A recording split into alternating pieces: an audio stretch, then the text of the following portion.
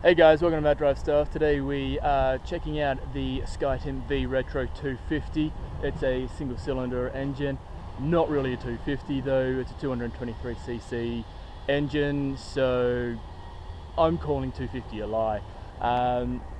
Skyteam is, from what I can figure out, is an English brand. They get their motorcycles manufactured in China, and then they have platform deals with some of the majors like Honda and Suzuki, which lets them use their basically their platforms on the motorbikes. This V Retro is based on the Suzuki van. So I guess the issue is it as good as a van? Is it not? We don't get vans in Australia, so all I can do is tell you what the V Retro is like. Let's take a closer look, hey? You got this super fat back tyre here. Actually, both tyres are pretty fat.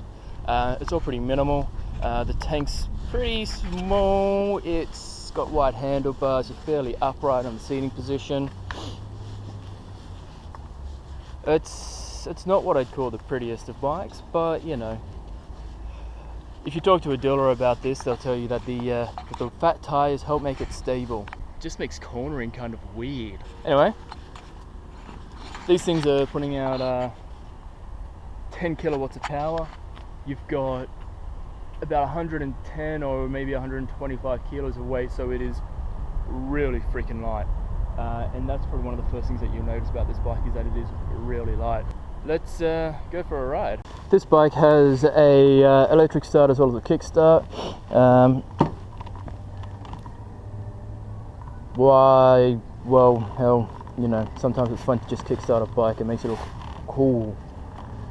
Anyway, starts right up. It does help that I have been riding this bike a little bit, so it is kind of warm. Let's go, hey?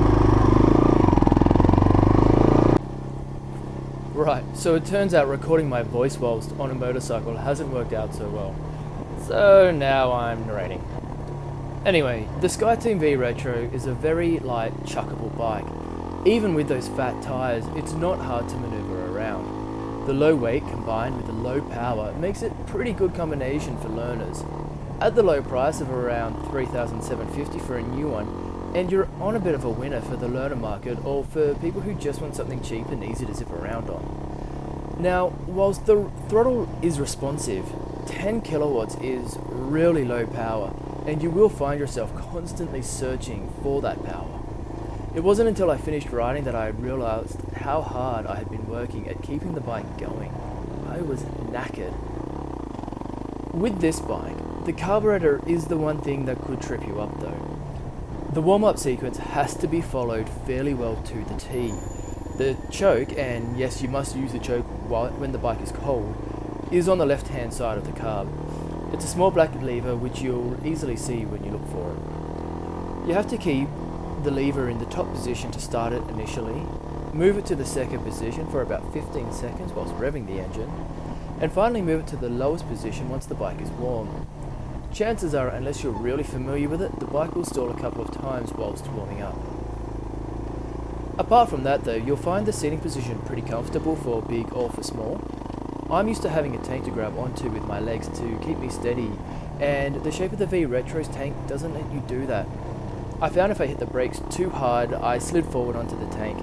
Now, I know this isn't an issue for everyone, it's just my preferred thing. The handlebars are wide and fairly upright, and the seat is fairly plush, so you won't have much trouble riding for long periods. Well, apart from the whole trying to keep it moving issue. There's not much to comment about the controls. There's nothing surprising about them, and I never found myself looking for a switch for long. The dash is pretty minimal, with just your standard neutral, high beam and indicator lights and a speedo. I would think for a learner though, you'd probably want a tacho to be able to see your revs, but you would quickly find that you'll use your ear more than your tacho anyway. The front brake was well and truly strong enough for this bike, but I found the rear brake didn't really do much, although it might have just needed some adjusting. Apart from the bike being low on power, my only real concern with this one is the build quality. After 480 kilometers, this bike was already starting to get some squeaks and rattles that you probably normally wouldn't find on such a new bike. And when you are producing such a cheap vehicle, well, I guess something's got to give, right? Aside from that though, if you are looking for a cheap chuckable bike for short trips, this just might be for you. Anyway guys, that's my impressions of the Skyteam V Retro based on the Suzuki Van. Next I'll be riding a Husqvarna Nuda. It's a 900cc twin cylinder, so it's going to be a lot different to this little thing. It's going to be a bit of fun. Make sure you like the video, subscribe to the channel, check me out on Twitter, check me out on Instagram, all of that kind of stuff. Catch you later. Ciao.